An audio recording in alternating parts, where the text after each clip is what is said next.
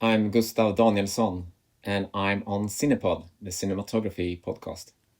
The mud was made, basically we sprinkled water on this surface, and then you get the mud. But when the crew and actors start walking around on this, quite soon, this mud develops into almost like a concrete pavement. Oh man. So, especially not in front of, but around, where you have all these gear and trucks and Manitous moving, it's like a concrete. So you line up a shot like that, and then I start talking to the special effects department, and you say, hey guys, this is our next shot. And they start getting out their hacks, and they start hacking up the earth, like 10 farmers, digging in the ground, and then spraying more water and preparing that mud, because that mud had to be prepared all the time for every shot. This is Cinepod, the cinematography podcast, a program about the art, craft, and philosophy of the moving image, presented by Hot Rod Cameras. I'm your host, Ilya Friedman, and today on our show, I speak with Gustav Danielsson, one of the cinematographers behind HBO's A Night of the Seven Kingdoms. Gustav is nominated for an Emmy Award for his work on episode 5 of the series. We dive into how Gustav and director Owen Harris planned the show's nighttime, firelight-driven look, beginning their shoot day at dusk to catch the natural blue hour light in the wide shots before moving into closer setups. Pulling off the massive dueling tournament in episode 5, using practical fog and mud to set the mood.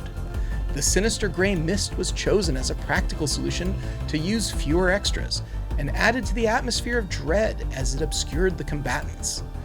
As for the mud, it looked great, but the production team had to adjust as it quickly became hard as concrete when it dried. Using a Ronin 4D rigged to an operator's chest for the helmet POV shots. Rather than adding digital effects, the second unit shot the visceral mace-impact perspective entirely in camera. Shooting the flashback sequences on Panavision's T-series anamorphic lenses to distinguish it from the present-day story without adjusting the color grade. After the interview, stick around for our short ends, our pet obsessions of the week. But first, find out what's going on in the world of entertainment in our segment called Close Focus. All right, Ben, it is our Close Focus. It's the time we talk about what's going on in the world of entertainment. What is going on this week? Well, we had, let's just say theatrical is back, baby. We had one of the biggest movie theater weekends. No one goes to the movies. No one goes. Cinema's I know. dead. I've been hearing it for basically since the COVID pandemic that no one wants to go see movies in a theater. And yet, somehow, miraculously, we had 2 movies all at once. We had a Spider-Man movie, and we had, The Odyssey. Still kicking ass. Little movie. And I mean, we have, there's a lot of other pretty big movies still kind of kicking around. I think Toy Story 5 is still in theaters. Like, there's still a lot of big stuff going on. And Spider-Man opened either the biggest theatrical gross for a weekend ever, or second biggest. Do you know which? Very, very close either way. I think they're still sorting it out, but $360 million over the weekend, and in 6 days passed $1 billion. So only to be ever outdone, it sounds like, by the Marvel's Endgame movie. But I will say that this movie seems to have really come at just the right time. It seems like audiences, you don't get this number of people going to see a movie unless they have also recently been to the movies. They are getting into the habit. It's like they probably saw Odyssey, then they saw Spider-Man, maybe they saw Toy Story. It's like people are going back to the theater. They're liking this experience in some way, which is fantastic. And if we can continue this trend, and note to Hollywood, you have to actually make good movies that people really want to see and market them appropriately to those people. But if they can just do that, it sounds like people are going to turn up and spend money to have this. So here's what I don't get about Spider-Man, and I haven't seen it. I like the Spider-Man movies just fine. Again, right alongside with people saying, the theatrical experience is dead. No one wants to go to the theaters, yada, yada. All I ever hear is superhero fatigue, superhero fatigue, superhero fatigue. And last year we had an okay performing Superman. Didn't blow the doors off the movie theaters, but it did okay. Then this year we had a flopperoonie with Supergirl, and I'm just kind of wondering. And again, I haven't seen the new Spider-Man. That's how I call it, Spider-Man. I haven't seen the new Spider-Man. I like the other ones. I don't think I saw the last one in the theater, mostly because I was dealing with having a young kid at the time and just didn't get out to it. But I don't get why Spider-Man is doing so much bigger than every other superhero-ish thing we've had, including the Captain America with the Red Hulk that we had last year, or Thunderbolts. I just don't understand what makes Spider-Man so much more powerful as a franchise than literally everything else. I can tell you a little bit. And there's a reason that Sony hangs on to it with, both clutches with both hands. It's like consistently great stories that go back to the dawn of Spider-Man. Spider-Man is a little different than a lot of other comic books. I'm not saying they've never had any misses or anything like that, but Spider-Man is a hero who's filled with self-doubt. Yeah. That's not usually the heroic dichotomy. It's usually like, maybe a reluctant hero, or maybe it's a conflicted hero, or an angry hero, or a just hero, or whatever it is. I think Spider-Man relates to people because Spider-Man is inherently unsure if what they're doing is actually the right thing at any given moment. And I think that's part of the universal appeal. I also think that we got burned out on some of these franchises because they were just turning them around so fast. And Spider-Man, we haven't had a Spider-Man movie, I think, in 4 years. I don't know when the last animated Spider-Man was. I'm not counting Into the Spider-Verse, but even that I think has been at least 2 years. It's been a couple of years, and it keeps getting delayed, but I will tell you that Spider-Man does a good job of reinventing itself, not usually overwhelming people with too much stuff. Yeah. And I think that they continue to up the ante in a way that really responds to audiences really respond to. Audiences really seem to like what Spider-Man is selling, and the people who are holding the reins on Spider-Man continue to do a really good job and up the ante without it becoming crazy, ridiculous, and a parody of itself. Yeah, and we haven't really spoken. I guess we talked a little bit about last week about the Odyssey, but I feel like you're absolutely right in that the Odyssey, it's not just the Odyssey though. It's Obsession, it's Backrooms. We've had it's Project Hail Mary. We've had a good run of original movies, and in fact, Spider-Man is really the only franchise on that list. Lately, for sure. Yeah. Of the movies I just named. Obviously Toy Story 5 was an enormous hit too. And yeah, maybe you're right. We're just getting people reaccustomed to going to movies. It's funny to think about, how the pandemic just kind of broke that habit in so many people. And then the movie theaters have been bending over backwards and twisting themselves into pretzels to make the experience more premium. The Regal by my house put in all recliner leather seats that would make a fine bed. You could have a good night's sleep in any of these theater seats.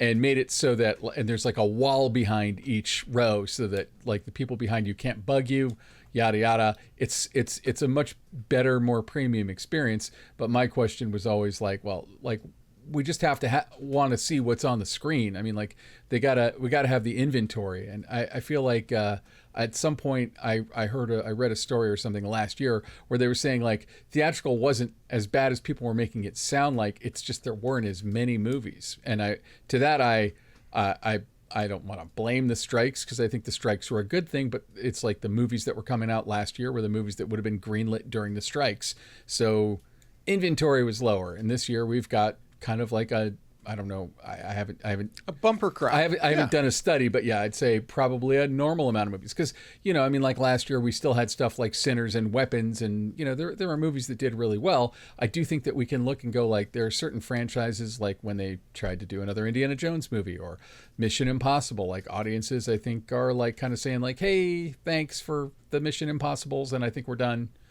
And I do think it. If I were making a movie right now, I would, I'm not saying play it all safe and boring, but I would say make the choices that are going to be the most audience facing, that are going to please an audience. I think it's really interesting. We haven't actually seen more franchise mashups, the Freddy's versus Jason's, the Alien versus Predator.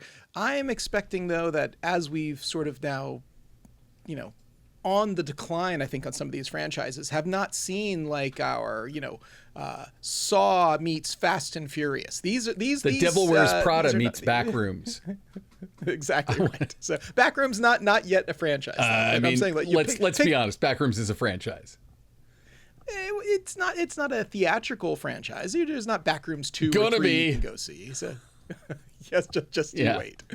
All right, Ben, I think we should probably get to the interview now with Gustav Danielsson. All right. I'm joined now by Gustav Danielsson, the cinematographer, or one of the 2 cinematographers of A Night of the Seven Kingdoms, currently streaming on HBO, and congratulations, nominated for an Emmy Award. Welcome to the Cinematography Podcast. Thank you, Ilya. Thank you very much. It's nice to be here. I'm really glad to get to chat with you for several reasons. But number one, I love this series. This series is so great. It is, I'm going to say I watched all of the Game of Thrones series, but this one is my personal favorite. And you do such an incredible job with setting the look of the show, because you did episodes 1 and 2. And you didn't do episode 6, but episode 5 is truly the climax of the season. And I can go on and on about, what makes this show interesting and original and unique to me, but I love the fact that it's about a 30-minute episode, more or less a 30-minute episode, and it is tight, and it flows, and it is smart, but never feels hurried or rushed. Part of that, I got to give credit to the editor and the director, but a huge part of something not feeling rushed is, of course, the job of the cinematographer, the job of the person who's putting together all the visuals of this show. Can you talk just a little bit about pacing? How do you make a show that's so tight that never feels hurried? Oh, good question. I mean, it's definitely something that you take care of in the edit after we are done.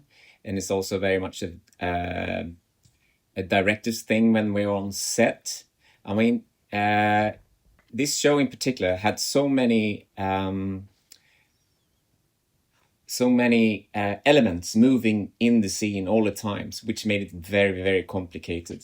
I mean, the fight scenes in particular, but just like a normal walk and talk scene leading a couple of horses through the village is like really complicated, because every time when you have to reshoot a shot or change an angle, you need to just set all these extras, have the horses walking a long way around.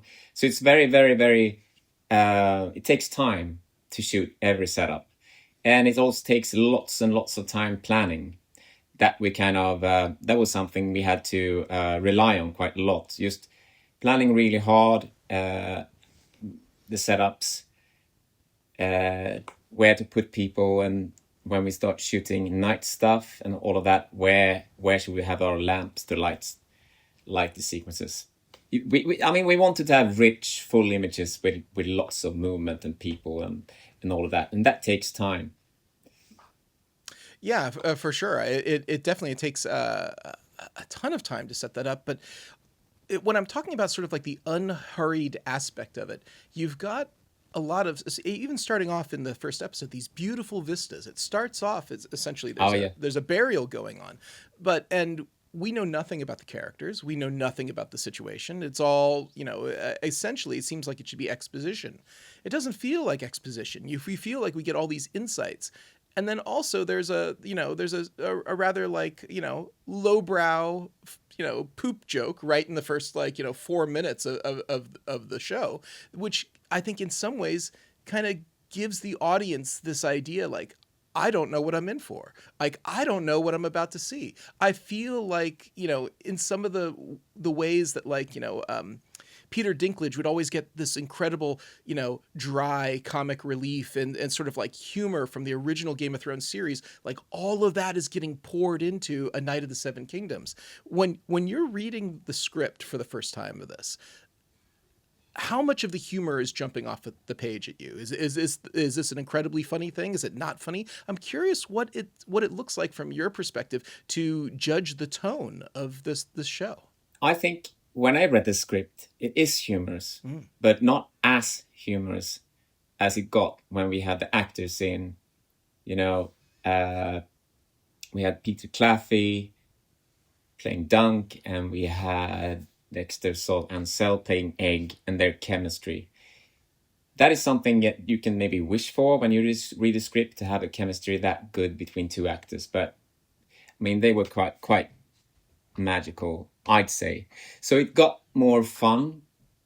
And I remember reading this script. It starts out also very, very slow, and kind of, as you say, there's not a lot of drama in this. So from the start, that was a little bit of a worry for me and for the director. Like, how do we capture the audience in this slow-paced drama where there's not too much exciting going on, except for a friendship emerging between the older knight, Dunk, and the kid Egg, which I think is kind of exciting from the very, very start when you see it. And so it starts out. That's when we filmed this, we wanted it to be kind of classical in a way that we didn't move the camera in a very fancy way to obstruct the viewer from what you're actually viewing, and we let the landscape and all the scenery kind of do its talking instead of us trying to be fancy with cameras. It's really successful. You really do pull off like this incredible montage at the beginning of these landscape shots, and Dunk has no one to talk to but his horses, and there's really one character talking to his horses for a big chunk of the early part of the show. But at no point is it not visually interesting. If I recall correctly, there's a shot of him like reclining in a field where you see the hills stretched out behind him and a giant cloud sliding in like over the hillside. And I'm assuming that was all done in post, but holy crap, it's like, no, it's practical. You happen to catch it on the what? day? When we were up there, I mean, we were in some, that was one of the really beneficial things about this show. We were in some really beautiful places up in Northern Ireland. It was beautiful, but also very challenging, because up in those mountains we couldn't bring much gear, and it was a national park, so we had to be really careful with everything on the ground where we put stuff. So it was like quite tricky to shoot stuff there, but we planned it out really well. And if you've seen the show, it starts in rain, and the second day it's sunny. So we were up there, and we had the opportunity to switch days just because of the weather. Because the weather with in these big images, it plays quite a big character in the landscapes.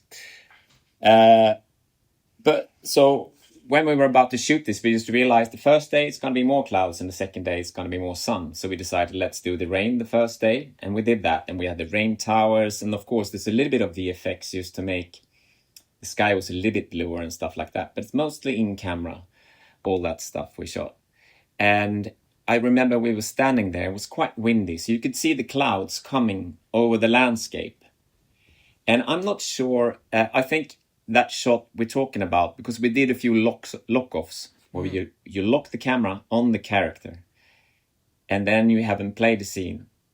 But then you can also wait for that cloud to pass in the background, so you can match the cloud to the actual scene you have. Because I think one of those, I'm glad you noted it. I don't know how we ended up doing it technically. I'm gonna ask post. But I remember when we were up there, we got a few of these really fast tracking clouds over that landscape, which I think is just beautiful. I agree, and that is what I keep thinking when I think back about, I started to rewatch, when I knew that we were going to do this interview, I started to rewatch the series, and yes, it is such an understatedly gorgeous show. There's not a lot of like trying to draw attention to itself, and the scenery plays such a huge part, and the art direction, and the costumes and everything else that's going on. There's a lot of stuff to look at without ever saying, look at me, and we've got there's of course no electricity in Game of Thrones. Everything is firelight when it's at night, and there's tons of fire, and there's tons of people being uplit and sidelit and all this stuff, but it's so incredibly perfect and gorgeous. Can you talk a little bit about how the fire was going to, like, anytime you see it, there's all this sequences, all the stuff that takes place in the camp before the tournament, and it's all lit by torches or firelight or whatever it is. I know that you couldn't actually be doing it all. There's the practicals on the set, and then you have to manage your exposure to make sure that you have enough, ambient light that those torches aren't blowing out. So can you talk a little bit about how you make the firelight work, and how you make the fire the key and the fill and the back for all these people? Yeah, I can talk lots about that. I'm glad you asked. We can start about the camp, for example, where you have a situation where you're shooting a kid, and you're shooting a kid at night, which is tricky because of law. So you can't really, I don't know the exact hours, but you can't really shoot a kid at night in England. It's not legal. So we had that little trick to pull off, and also we had to balance all the lights. So what we tried to do for a lot of night scenes is that if we have a chance to start the scene at dusk, we will start the scene at dusk, or at least start when you have blue in the sky. So you get a couple of setups. We had 2 cameras shooting, so you get a couple of setups with that nice blue fill, or even brighter if you wanted to have that feeling. And then we move in closer to the characters. And I said the main lens on the show were the Ultra Panatas, and they are stopped to 2.8, but we had to stop them down even further just to get the sharpness we wanted. So we were probably closer to a 4, which means you need quite a lot of light to get the exposure. So for these night shots, I switched lenses for the VA lenses. Also, Panavision VA lenses, they are spherical, but they open up to 1.4. I mean, you get so much more light inside the camera, which means you get a more natural feeling from where the light sources comes.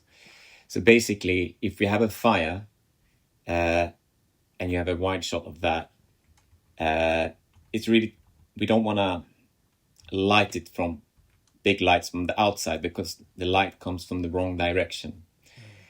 So you have the fire, and then we start hiding lights around the fire. And then we also start hiding fill lights for the characters.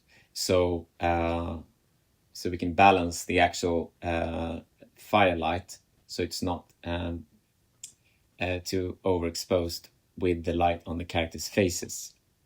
Yeah, so that was one trick we pulled. And as we lose the light in the sky, we just move in closer. We replace the light from the sky with big cranes, just giving that nice fill on people and on the background. And then we can keep on shooting as long as we can. And when we were shooting Egg, Dexter, the young boy, we couldn't shoot that long. So it's a challenge, but also there's a challenge to just shoot night stuff by itself. And a lot of times we try to do the trick: start shooting in dusk, and then the whites in dusk, and then do the close-ups afterwards. And I'm very happy that I have a director, Owen Harris, who is willing to do that. I'm happy to have a director that is very into the image himself. I definitely think that that's really important when you're working with a director who understands your vision and understands their vision and understands how those two things can play together. When you were working with Owen, did you feel that you guys were on the same page from the get-go, or did it kind of feel your way out over the episodes? I spent months and months talking about this before we started shooting with Owen. Owen is a director I work with on several occasions. We've shot, for example, 3 Black Mirror episodes.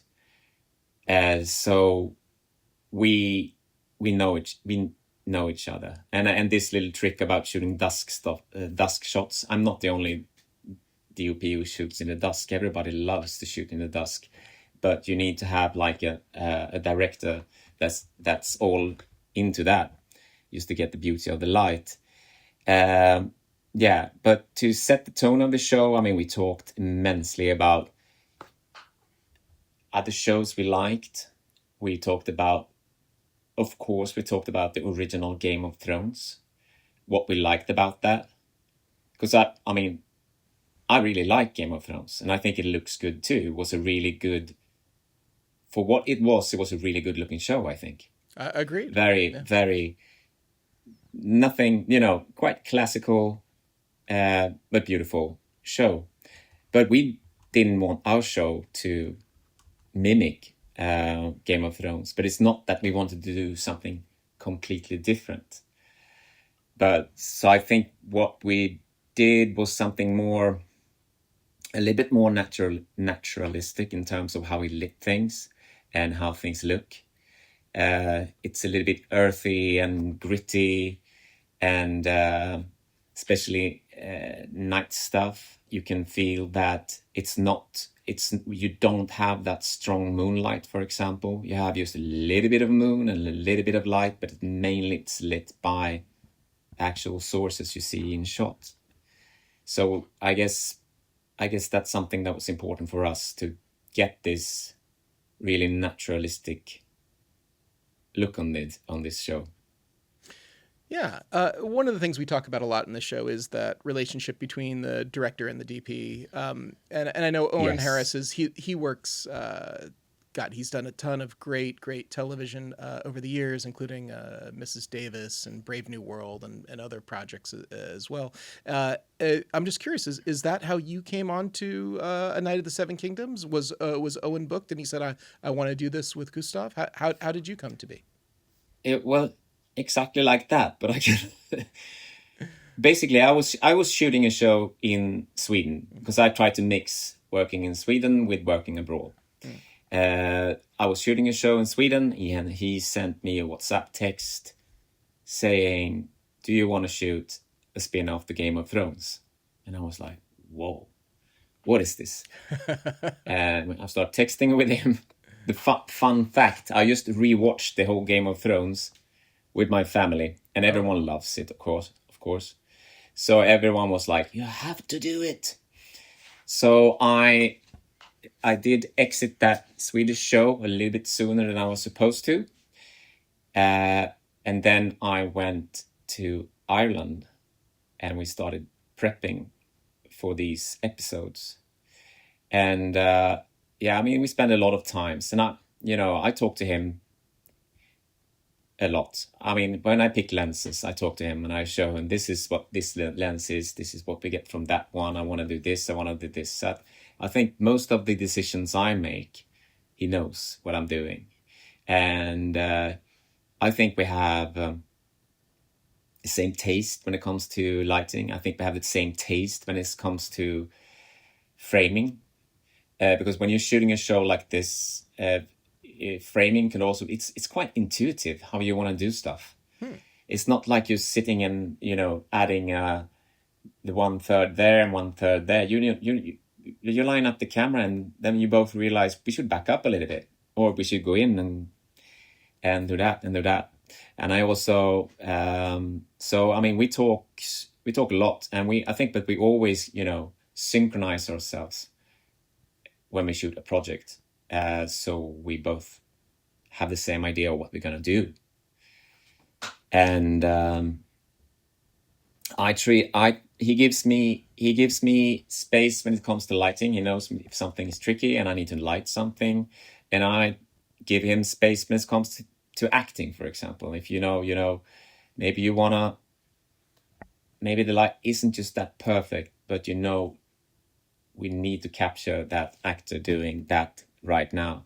Could be schedule wise, it could be just that. So I think we had a very good collaboration, you know. And that's fantastic. Well, it definitely comes across on the screen, and I kind of want to go back to this this thought I had, particularly about A Night of the Seven Kingdoms, about how it's not hurried. Never when I'm watching it does it feel like it's a 30-minute show to me, and I feel like when the end of every episode comes, it left me wanting more. It's got to be one of the most bingeable shows I've ever seen, because it's like as soon as that episode ends, I want to move on to the next one. Was reading the script similar for you? When did you fly through it? I know we talked a little about the humor and how the humor definitely once the actors got involved, but was there a table read or something that you can think of in particular where then you got the inkling of how the humor came through and how quickly it moves from one thing to another? No, I mean, the table read was quite late in the process. So I think I got the idea way ahead of that. And I mean, I got sent the scripts, all of them, and they're not very long. So I read them all. And I remember reading 1 and 2 and 3 and thinking, this is good, but it's quite slow. And then I read episode 5 and I was like, wow, this is what an episode. And I'm like, it's such a bummer I won't shoot this, because we're block 1 and we're going to shoot episode 1, 2 and 3. So I'm like, Owen, I read all the scripts. It's amazing, but it's such a pity we can't shoot 5. And he's like, well, you know, I got to choose what episode I want to shoot. So we're shooting 1, 2 and 5. So since he was the first director on the project, also executive producer, he got to choose, which I'm very glad. We got the cherries in the cake. Not saying that the other episodes are not good, but I think it was really nice to establish the show in 1 and 2, and but then also really do that big change of mood in episode 5, which also is the episode almost everyone talks about. It is, and it's the episode that you got nominated for an Emmy too, as well. I think we should talk about episode 5. Episode 5. Let's do it. It starts off with a lot of anticipation. It's just before this giant, well, I should say, it's not a giant battle, but it's a battle amongst, it's like 6-on-6 or something like that. This big night contest, and it's overcast and misty, and we barely get into it, and we go to flashback. And then we have a big section of that show, which is all flashback to Dunk's life. Can you talk a little bit about, the visual planning of putting this thing out? Because it's television at the highest level. It's done so well to put it all together. Talk a little bit about how the sequence comes to be. It was actually a 7-on-7 fight. 7-on-7, excuse me. 7-on-7, yeah. 7-on-7. And I remember when we planned this, I mean, we planned this for a long time, and it was storyboarded for a very long time. And then the storyboard was divided in between main unit and second unit and all of that. So it was a massive job. And we knew that I think we had to shoot it in a little bit like 2 weeks, this whole sequence. And we also were thinking about the decisions, like, should we shoot this morning, should we have the look of the morning light, the mist, and the mud? Because it's all quite, when you see the final product, you can say directly, well, that was the right choice. It made so much for the mood of that sequence. But I remember we were thinking, are we going to manage this? Because all these elements, the dawn light, and the mist and the mud added a lot of complication to the shoot. For example, the whole fog thing. The whole fog thing started out also being a money thing, that we did not afford to have thousands of extras standing around that field all the time. So the idea was, okay, let's do it in the fog so you don't see anything. That was one of the reasons for having fog. When you see this, you don't really think about it, because the fog adds so much more. The fog adds, I mean, this sinister feeling. It adds this confusion when you look out through that eye slit, and you see gray, and you see shapes coming towards you. When you see your opponents the other knights, just dark shapes coming towards you. So it adds to this claustrophobic feeling. So I think this fog was very important. But if you ever been on a big field trying to get an even amount of fog, oh my goodness, you know how absolutely it's almost impossible.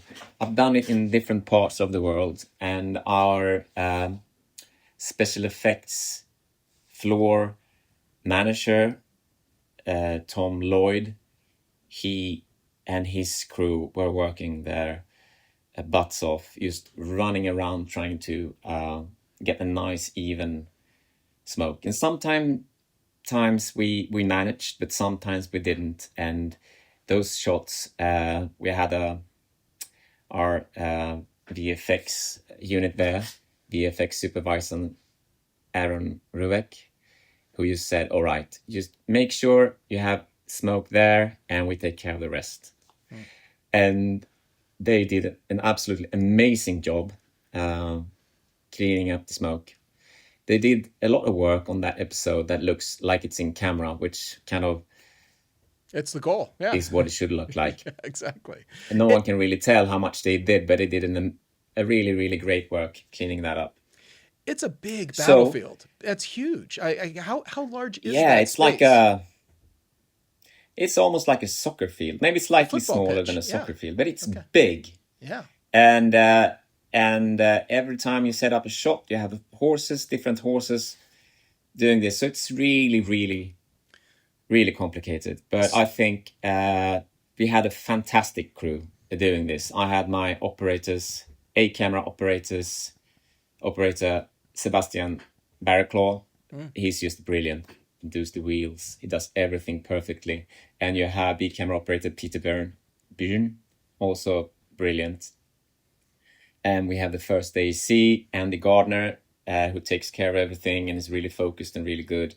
I do want to go back a little bit, though, to shooting in the fog. Like, I've done a little bit of work on set where we had to create fog and whatnot, and never in something that large of space.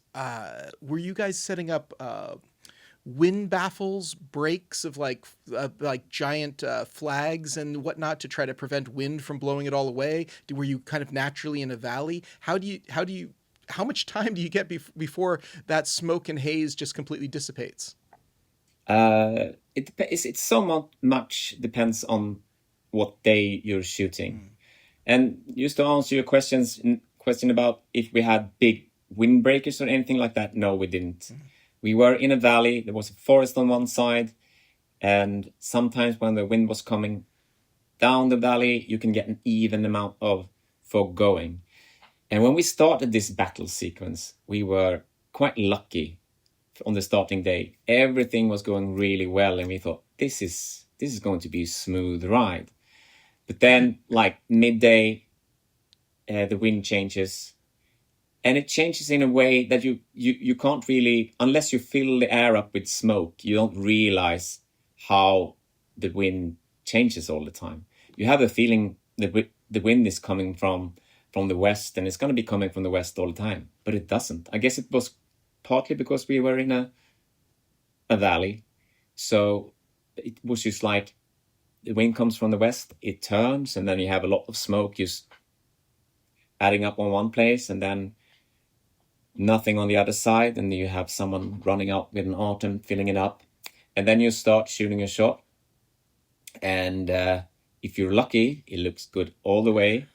But sometimes it doesn't look as good as you want to. So it was a really, really hardcore battle to get this I imagine. I mean, yeah, it's like you sometimes get seconds before the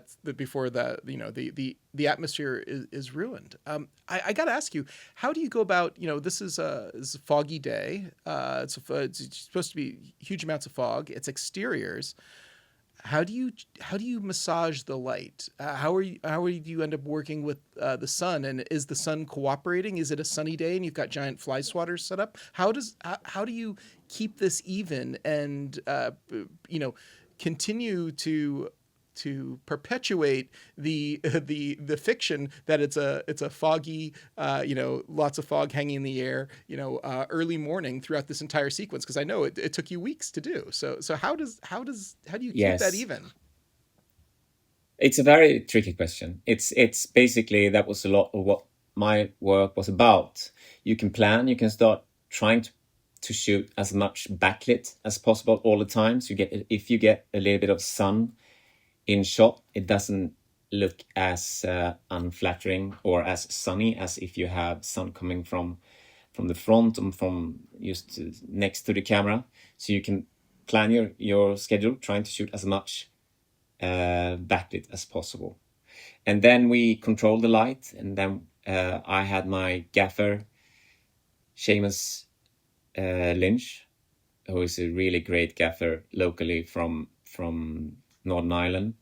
He had 4 big Manitous with fly swatters mounted on big frames, 20 by 12, I think. Wow. And if you wanted to add contrast, you have black fly swatters. But sometimes you don't want to, if you block out the sun with only blacks, then it gets too dark, and you might want to keep the direction of the sun, but you want to have it softer. So then you can have like a double net, and then you can add a double net and a white diffusion, and just have the sun being blocked by that, and the light coming through looks then like it's cloudy light.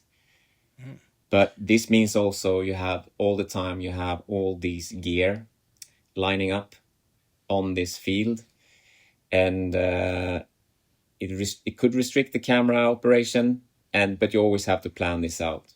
I mean, because when you've got something the size of a football pitch and you've got all of that gear and all of that stuff going on, I mean, we're talking about major coordination, major operation. I mean, in a sequence like this, about how many pages of this battle would you say you're getting through on a typical day? I don't think, maybe not even a half. I think it goes very slow, because you have and also in Ireland, as I say, weather-wise, you have 4 seasons in a day. It could start out sunny, and then it starts raining, and then the sun comes out again, and then you have you don't have snow maybe the same day, but almost like that. So it was quite time-consuming, this. And also, one thing that you might not notice when you see this about the mud. The mud was made, basically we sprinkled water on this surface, and then you get the mud. But when the crew and actors start walking around on this, quite soon this mud develops into almost like a concrete pavement. Oh man. So especially not in front of, but around, where you have all these gear and trucks and Manitous moving, it's like a concrete. So you line up a shot like that, and then I start talking to the special effects department, and you say, hey guys, this is our next shot. And they start getting up their hacks, and they start hacking up the earth like that, like 10, what do you call them? Farmers digging in the ground, and then spraying more water and preparing that mud, because that mud had to be prepared all the time for every shot. So that was also something that was like very cumbersome and very hard work, and just meant that people had to, 10 hours a day working hard as a farmer, sweating on that field. But I'm glad we had such an amazing crew and such an amazing spirit when we shot this. So everyone worked this through.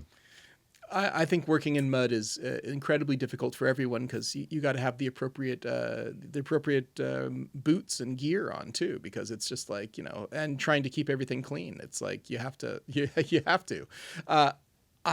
Yes. I wanted to. We talked a little bit before we started recording this episode. Before just about one shot that it's used a few times during this giant battle, but it's such a great shot, and I have to bring it up during this conversation, which is POV shots from inside Sir Dunk's helmet, and you see a giant mace, a morning star, swinging it and then whacking straight into the helmet, which then of course causes the transition to the flashback, and then later on too, because when he comes to, he gets whacked again. Can you talk a little bit about how you guys got this incredible POV from inside the helmet? Yes. I mean, there were lots of discussions on how we should do this. Should we add the visor in post? Should we do this in camera? And we decided to do this in camera. This shot was executed by our second unit team, second unit director Rob Inch and stunt coordinator Florian Robin. But it was used with a quite a small camera. It's a Ronin 4D that you mount on you take it away from the camera body. So you basically have a camera the size of my fist, and you have it on a small balanced arm. And then you can rig that on a stick, or you can rig it on the chest of an operator. And then you basically rig the visor in front of it. So it's like most of the stuff we talked about here, shot in camera,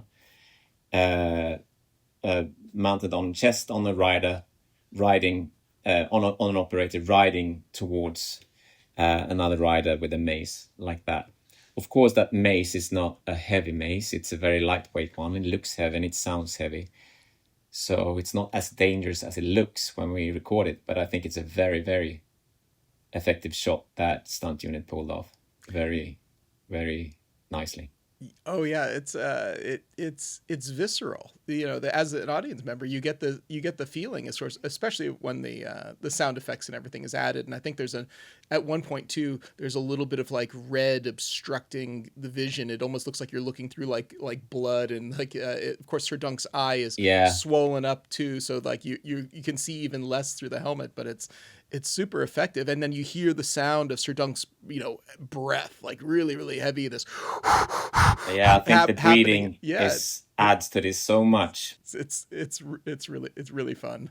Yeah, I think I really love that what happens in this fight, that we have, it starts out wide and then we go close into Dunk, and then we're in his world and we see everything very subjectively, and you can kind of feel what he's feeling, because you're inside his helmet, you hear him breathing, you see what he's not seeing, for example, and then you're close, we're handheld, so it feels a little bit rough and sloppy. It's not a very beautiful fight, especially Dunk is not an elegant fighter. He's just strength. He's big, he's strong, and he's got the righteousness on his side, or what to say. Yeah, absolutely. And I know when I saw this with my family, I hadn't spoiled, because I enjoy watching what I've done with my family as an audience to see if they like it or not, and they did really love this show, and they were horrified when they saw this fight. Oh wow! So that was yeah. It is horrific because there's a lot of blood, and there's a lot of poor Sir Dunk gets really put through the ringer, as happens in most shows where you've got a protagonist who has to face difficult odds. They sometimes really get physically wounded in a way, and Sir Dunk gets physically wounded repeatedly. And actually, in the flashback, you see him receive a dire wound, and kind of starts this whole journey. So during this incredible, climactic battle, early on there is it's almost like a tease, because we get taken out of it when Sir Dunk is knocked unconscious. And now we're back to his childhood. He's got this it's a pretty good chunk of the show. It's like maybe almost a quarter, a third of the show. This flashback sequence, which informs all of Sir Dunk's story after this. So you get to hear, you get to see it. This show is so incredible how it's character driven. There's still this big plot and story going on, but you don't really think of like a Game of Thrones series being character driven, and this is character driven. Can you talk a little bit about this sequence? Can you talk about how you get in and out? And it definitely has a different look. I would say almost a cleaner look than the normal timeline versus the flashback. Can you talk about this juxtaposition? Yes, good question. I really liked the flashback when I read the script. It's something that is added that is not in the original book, I'm pretty sure, but it adds just so much context to this story. It adds a background, and it's also broadened this very, very small universe, and it makes it bigger because it starts out in the capital of Westeros and down in Flea Bottom. Actually, it starts on the red field, on a battlefield, and you follow Dunk when he's young, and you see the backstory on how he gets to be Sir Arlen of Penetree's Squire. Yeah. squire. Exactly, and I like it because I think it. I like the kid playing the role. I like what we did to that sequence. We talked about how should we make this look, because it's definitely not in our timeline. It's later. Sorry, it's earlier in the show, and so we were thinking, should we give this like a slightly different grading or something? But we decided no, we don't want to do that, because we don't want to. This was a show that was quite naturalistic in the way it looked. We didn't want to add anything artificial in post. So we decided to shoot this on another set of lenses, and actually it was just one lens. It was the Panavision T-series anamorphic. That lens is built for a smaller sensor than the Mini LF. So basically we used the larger sensor. You start shooting outside the sweet spot of this lens, and you get this nice fall off of sharpness towards the edges, and you get a little bit darkness in the side. So it's a little bit different, and also it's quite clean, as you said. It's a much more modern lens, but also it gets like really nice bokeh, like really organic bokeh to the shots when you shoot them. And we started out shooting. I don't know if you've seen this, because not every shot is like that. I mean, in the beginning we had the idea we should shoot every shot locked off, and if you look at this closely, quite a lot of shots are locked off, but then we steered away from that because it wasn't that effective as we thought. But it was the camera thing. It was also the actually just how, when we portrayed the Westeros world, we used to travel around Northern Ireland and just went to all these nice hills, this thick forest where we shoot some night stuff, which I really loved. I think that is one of the most beautiful shots in this show, is when young Dunk is being sick in the forest, and you see Sir Arlen in the background sitting by the fire, and he's sharpening his sword. I think it looks like a really nice painting almost, but still very naturalistic. So that whole flashback sequence is something that I really liked from the very start, and I think we pulled off really nice. And I think actually then when you return to the fight, it kind of give a few seconds in that fight again, you forget you watched that, you've been in that flashback, and then you're back in the fight with new energy. And I think the whole fighting sequence benefits from this. And you have the epic get up. Yes, moment when he reaches out with his hands and say that all stuff like this.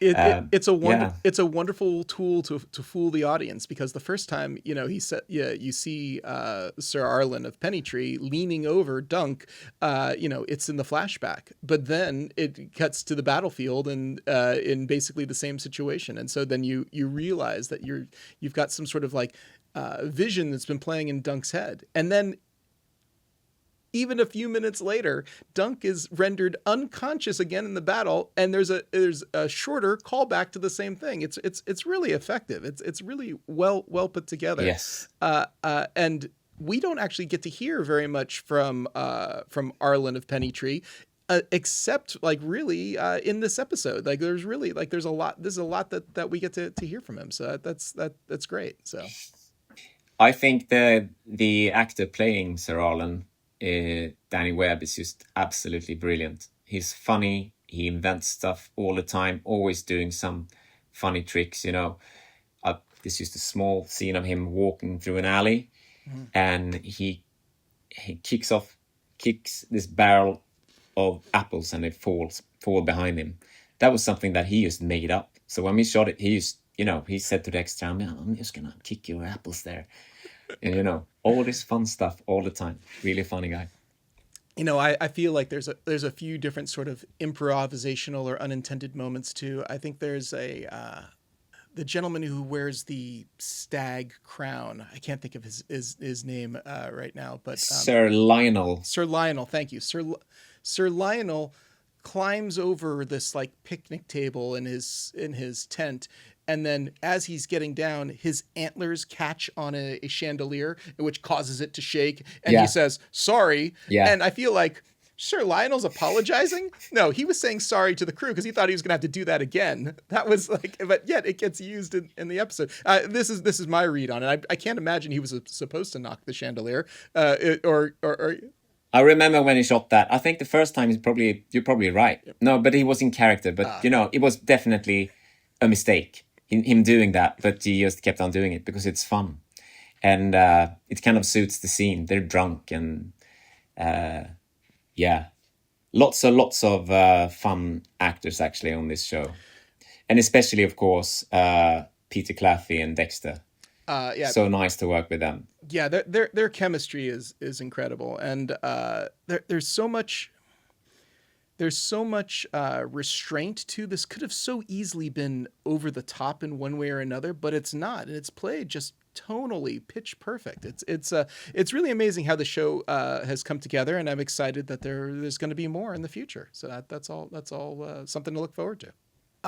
Okay, I want to shift gears just a little bit about this because I'm curious more about how you got your start. How did you get into this crazy business? What is your path here? How did you decide that being a cinematographer was a job that you could do?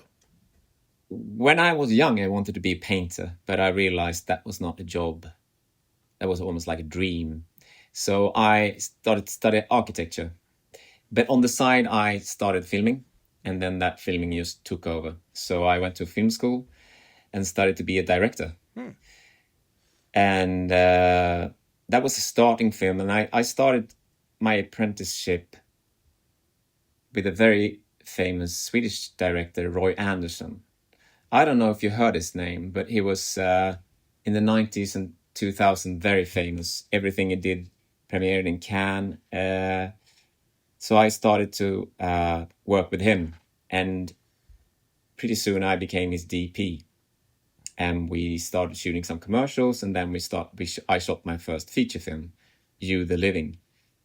And that is how I kind of started my career as a DP.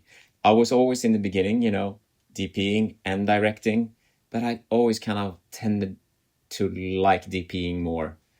And so I started to shoot. So I shot that film, You the Living, and on the weekends I shot, music videos and stuff like that. So used to kind of get,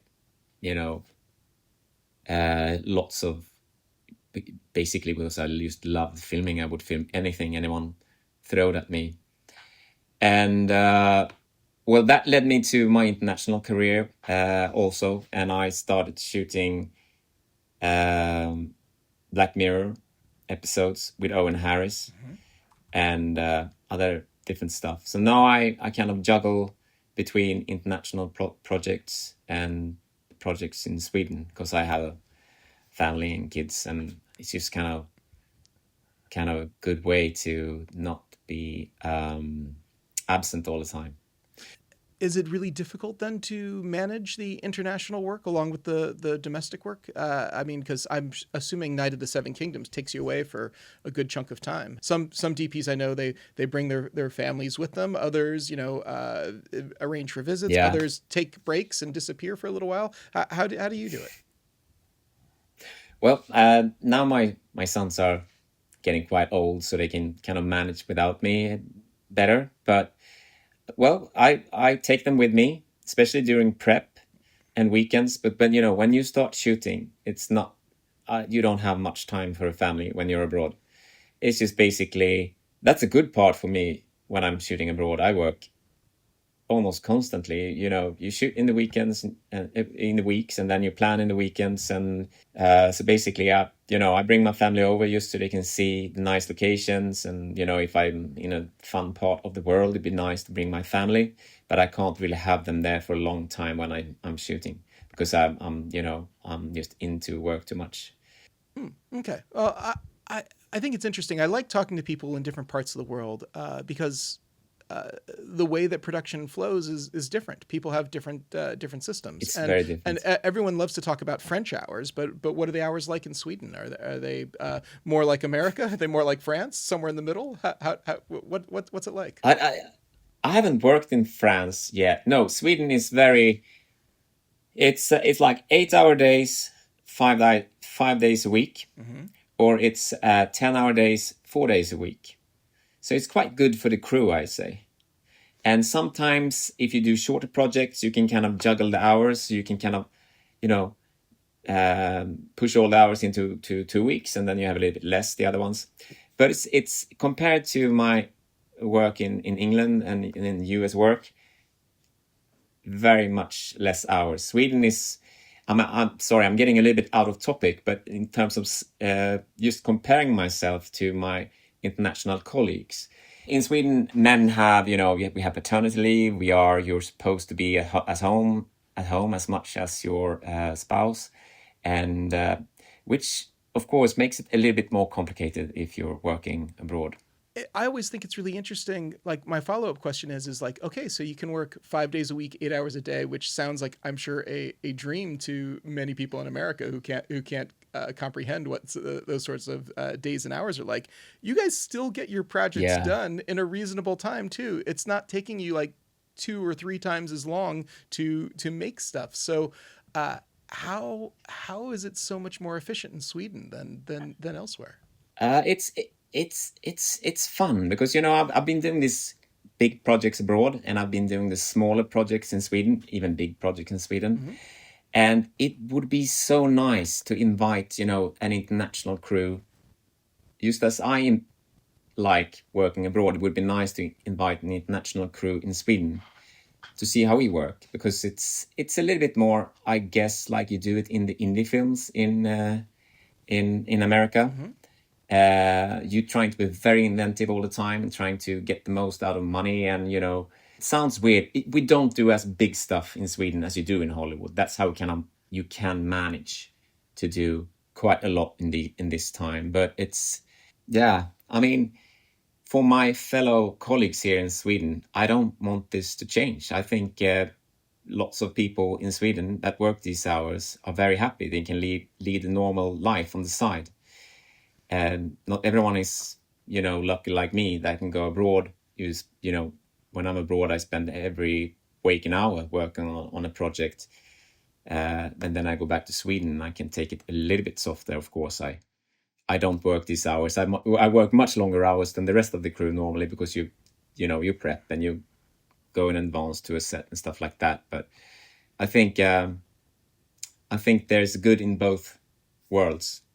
This has been a fantastic conversation. Gustav, is there a place online where people can find you if they want to get in touch? Do you have a website or social media? Do any of those things? I do have a website. My son built it for me. It's just my name, gustavdanielsson.com. And I don't know if it's horribly updated, but you can find me there. I have my email there. You can find my agents there. And yeah, if you have any questions, just send me a mail. Well, you're in good company because most every DP we have on the show has a website that's out of date. That's just sort of like that's the joke. It's nobody who's if it's working too has updated, time. Yeah, yeah. If it's too updated, you can't have it too updated. Yeah. That's a warning sign. Well, Gustav, this has been a great. No, actually, yeah. I'm so happy about that site because it's my son who did it. He constructed it, so I'm happy for that. That's excellent. All right, you should go there. Well, I will. I'll go check it out.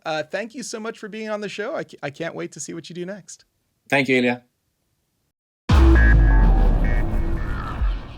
All right, that was Gustav Danielsson. Gustav, thank you so much for being on the show. I am so enjoying rewatching A Night of the Seven Kingdoms, which everyone should go watch right now on HBO Max. Stop listening to this podcast and go watch it on HBO Max right now. It is so good. I love the show. It's really, really good. I can't wait for more of that. Hey, Ben, it is time for our short ends time of the show. It's the time we talk about pet obsessions. What is your obsession this week?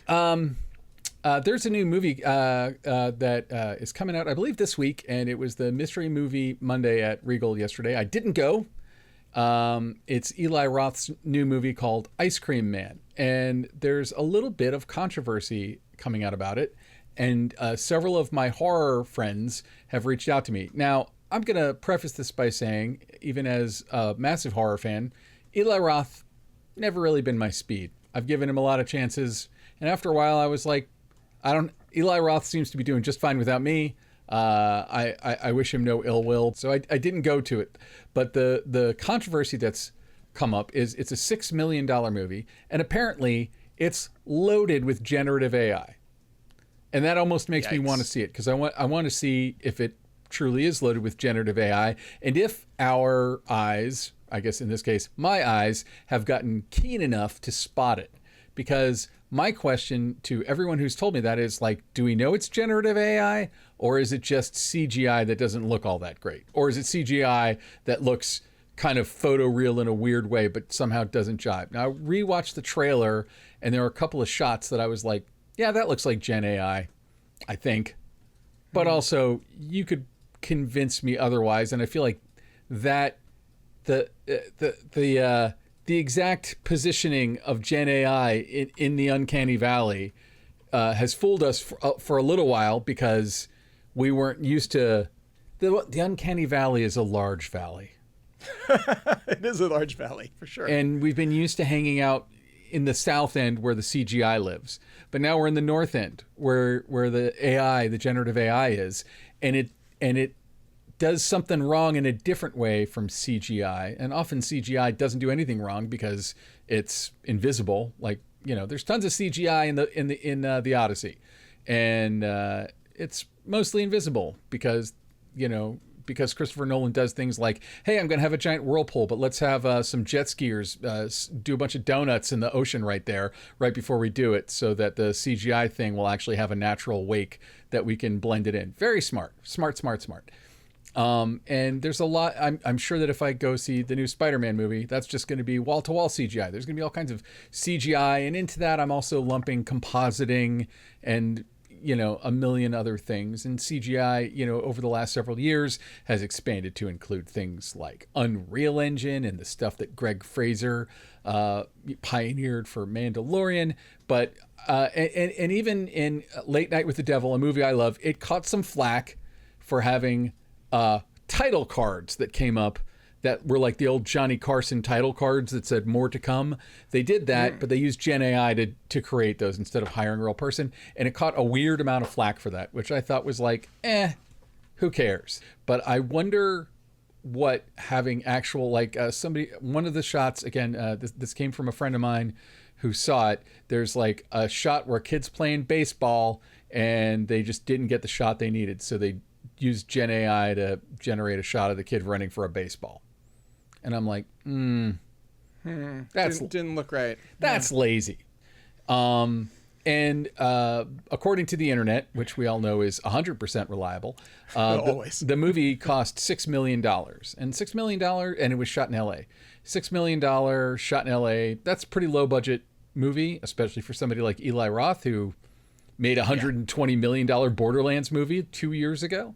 I still feel like in $6 million, you got enough money to pick the goddamn camera up and go over to the baseball diamond. And, if the kid that you need isn't available, you get another kid and just shoot it from the further away, forearm up. Or exactly. There's a way to get your shot inside that budget. And I wonder, A, is the movie going to do well? B, how much pushback is the Gen AI stuff going to get in that movie? And watching the trailer, I'll say again, I don't think this movie's for me. So even as a horror nerd, Eli Roth is just a different kind of horror nerd than me. And the world is a rich and wonderful place with people who do things differently, and that's fine. I'm not down on Eli Roth. I just have no interest in this movie, but I'm almost interested just to see this. I was come out this Friday, so I believe it people does. can people can go if they're AI curious. Can go and see if you go on YouTube and look at the out of theater responses, it's mostly people just lighting it up and with hate. Like it doesn't seem to be pleasing the audience it is designed to please, but who the hell knows? Interesting. Okay, very very interesting. Yep. So check it out or don't. I don't know. How about yourself, Ilya? What's your thing this week? Man, I'm gonna do something that I've never done on this show before. I'm going to say that my pet obsession this week is California, the state of California, specifically privacy.ca.gov/drop. Are you familiar with this? Not in the least. No. What the hell? I live here. It is the. Don't scare me. This California is where I keep all my stuff. It is where you keep all your stuff, but including a tremendous amount of metadata, tracking data, personal data that exists about you online. And you may not be aware of this, but California has just made it really, really effing easy for you to request to have that information deleted from data brokers. And as a matter of fact, they have this system now where you enter your information and they make the request with 642 different data brokers online, and it tells you who's got your data, who's responded to the request, Holy who's crap. deleted the request. What's this website again? Come on. It's privacy.ca.gov/drop. It's called Delete Request and Opt-out Platform. Drop, delete, done. And this basically allows you to put in, like, here's the thing, like, I didn't even know this. There's a tracking number for you inside of your iPhone and inside of your Android that is personalized to you. They actually give you instructions of how to look up and find it. And so, of course, when you have to go through like 7 menus to find it, it's a thing. So, it's privacy.ca.gov.drop. /drop. Not dot, /. Got it. Okay. Oh, there we go. Yeah. And so there's a whole thing explains how it works, how to get your information sorted. And as a former California resident, it says that if you have recently left and you've got data in California, you can do this. And so I put in my last known address and all of my information there. And so I am just waiting to see all these data brokers start deleting my information. We'll see what happens. I've heard stories that they monitor your iPhone use while you're driving, and your insurance rates can go up as a result. And I'm like, who is the middleman there? Yeah, I don't know about that one specifically, but there's also an option for you to look up the tracking number inside your smart TV and then request the smart TV data brokers to delete that data too. So I didn't do that. There's also vehicle identification number. You can put in your VIN number to see who's tracking you by your VIN, and then request to have that information deleted. Okay, well, I know this has nothing to do with filmmaking, but this is just a little shocking. Okay, cool. Yeah, it's a little shocking, but not really, because typically the old story goes, if you're not paying for something and you're wondering, what the product is or how you're getting this for free, chances are it's because of you. It's because your personal information is being sold, your data, your whatever it might be. It could be something very benign, like, your demographics, or it could be something extremely personal. But basically, once that data is out of your possession, someone else, particularly unscrupulous people, can do all kinds of things with it, including get wealthy. So there's 642 or 43 data brokers on here who are probably selling and trading and making income based on your personal information. And now California has taken a stand and said, you know what? If this bothers you, if you don't want your information out there, there's a way to do something about it. And I'll be very interested to see what other states follow. Damn you, Candy Crush. I don't play Candy Crush. Anyway, so yeah, the official website of the state of California's drop, delete, done, it says here. Yeah. Hell, I'm totally doing that. I'm fascinated now. Cool. Well, Ben, that just about does it for this episode. Where can people find you if they want to get in touch? Hey, you can find me at the newly revamped benrock.com. I've actually put some time into it. So Did you use AI? I did not use AI. I used my brain and Squarespace. And there is an AI in Squarespace, which I did not use. I just tried to make it into a better, cleaner, more directly accessible portfolio site. I'm still messing with it, but please, hey, anybody listening to the sound of my voice, go to benrock.com. I would just like to know your opinion of my site and if you're able to navigate around easily and see my work. I realized that I had kind of a convoluted mess on there where I was trying to get fancy with, where they have the carousels and stuff. And I'm like, no one's using that. I just need to have a bunch of video that you can look at and maybe a slight description of it. And so, yeah, I tried to divide it into film stuff, corporate stuff, theater stuff, commercial stuff, which actually repeats some of the film stuff, and audio stuff, of which this is audio stuff that I do. And so the Cinematography Podcast is, in fact, on there. Awesome. That's great. Yep. And how about yourself, Ilya? Where can people find you? You can find me over at Hot Rod Cameras, hotrodcameras.com, sponsor of this program. And also lately, we've been helping out a lot of universities, a lot of high schools. So all kinds of educational programs have been buying their gear from Hot Rod. So if you are a school or represent a school out there, hit us up. There's a good chance we've got what you need, and we can probably help you in ways you haven't even dreamed of. So what if I represent the School of Hard Knocks? School of Hard Knocks is always welcome. I also attended that school, so I've had one or two over the years. Anyway, so Ben, who do we have to thank? Who made this show possible? Well, we absolutely have to thank Alana Cody, who just conducted an interview herself today, so I can't wait to hear that. And she's lining up all kinds of stuff. Last week I talked about Motor City. Guess who I just talked to? Who? John Matashak, DP of Motor City. Thank you, Alana. That's perfect. I know you were really excited about that. Love that movie. And then we also have to thank Kays Alatrakshi, our composer who composed all the music that you hear. Check out Kays' website, kayslabs.com. Also a YouTube channel where Kays fixes synthesizers. Also go to musicbykays.com and get Kays to compose the score for you. Awesome. All right, Ben, that just about does it for this episode. I'll take us out. Yay! Thanks for tuning in. This has been Cinepod, the cinematography podcast presented by Hot Rod Cameras. Find your next camera, lens, or accessory at hotrodcameras.com. Watch and subscribe to our show on YouTube or listen on Apple Podcasts, Spotify, or wherever you get your podcasts. Follow and interact with us on Instagram, Threads, Facebook, Blue Sky, and LinkedIn. But not X. Don't do that. Thanks for tuning in.